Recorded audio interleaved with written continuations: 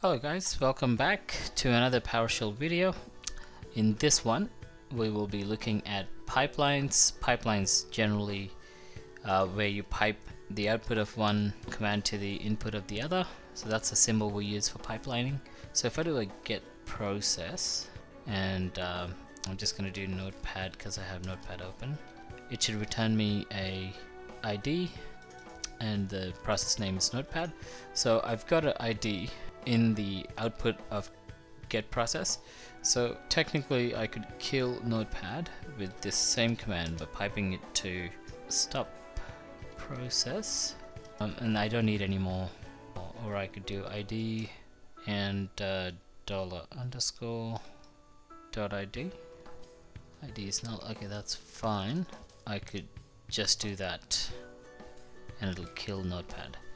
So if I now do get process notepad, you won't find anything.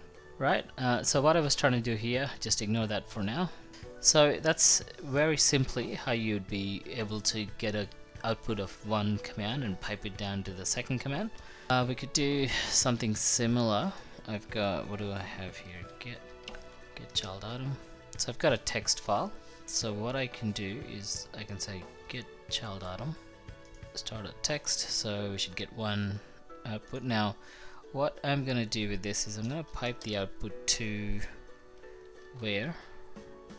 I'm just gonna write the full command where object, and where needs a condition, so I'll do $_ which is the current file dot length greater than 0. Right, if that's true it'll print one file, but if I do greater than 1000 it'll not find anything.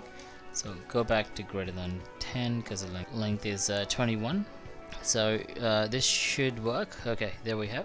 So it's still filtering. Now I'm gonna pipe that down to sort. I'll use the full command again, sort object, and I'm gonna sort it by the same property, or I could parse it by name, and this should also find a file, which is good. Now that's also working, and now I could also pipe this to another command. Instead of showing all the fields, I can show some.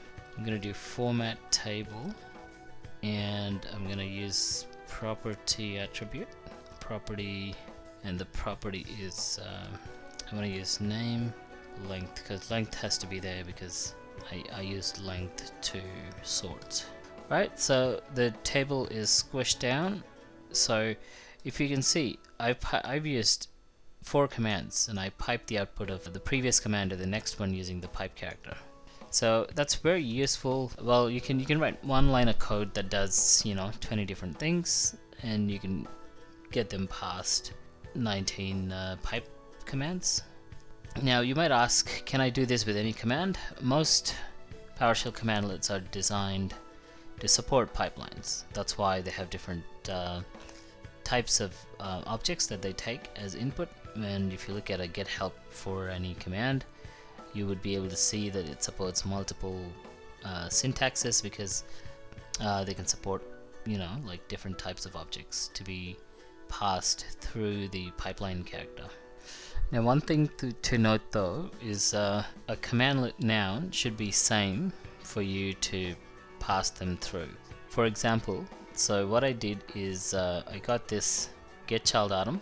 Now this returns an object. So the next 3 commands, I've had where object, I've had sort object, and the last one is just a formatting. So these two, the object part is very important. The noun should be the same for you to be able to use those commandlets. So same thing with the process.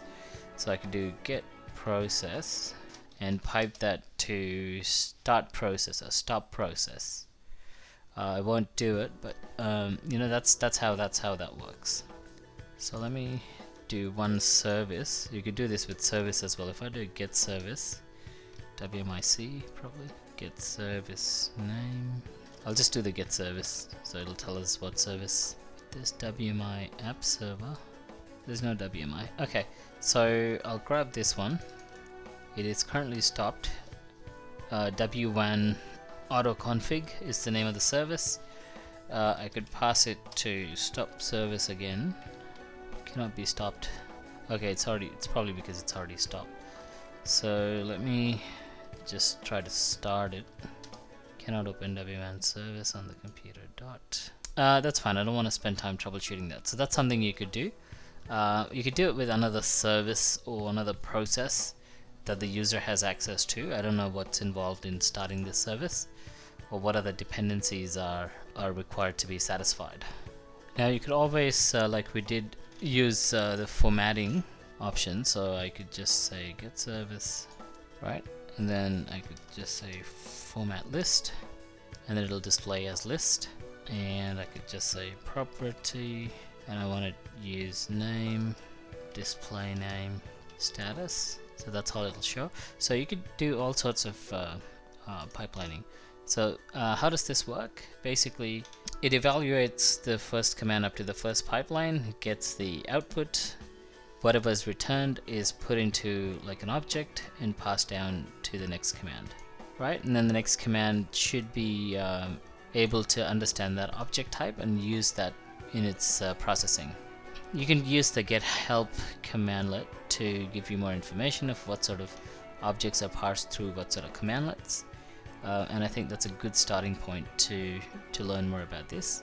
So let me just show you some. If I do get help, start service, right? And I want to get full help. If you go up in the syntax, there's different types of objects that are. So here it can take an input object of service controller. Here it takes a name string, so that's fine. Display name string. So this is what tells you if you can use an input object. Parameters, basically these are all the parameters.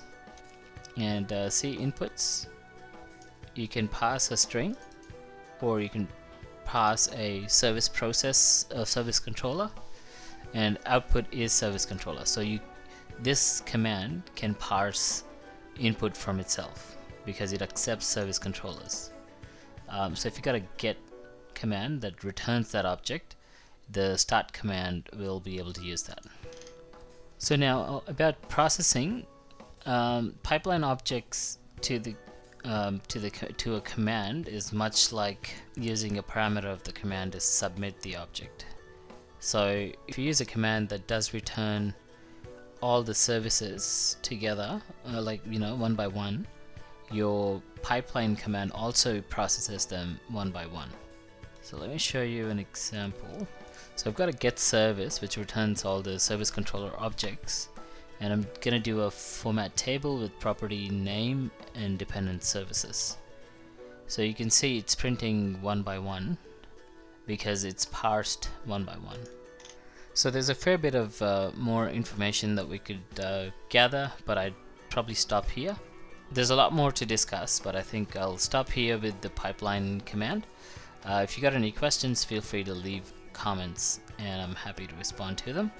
I'll see you in the next one. If you like this video, please share with your friends. Comment if you'd like to start a conversation. Come on, don't be shy. And hit the subscribe button now.